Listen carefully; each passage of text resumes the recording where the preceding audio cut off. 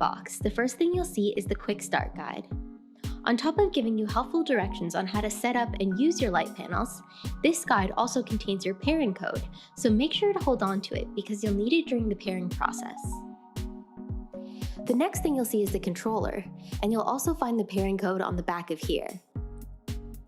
Next, you'll find the power supply unit that you'll be using to power your panels.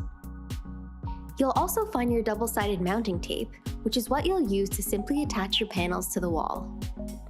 Next is the star of the show, the actual panels themselves. In this smarter kit, you'll find 9 triangular light panels. Now here's your rhythm module, the piece that you'll attach to your panels to allow them to react to the sound and music around them.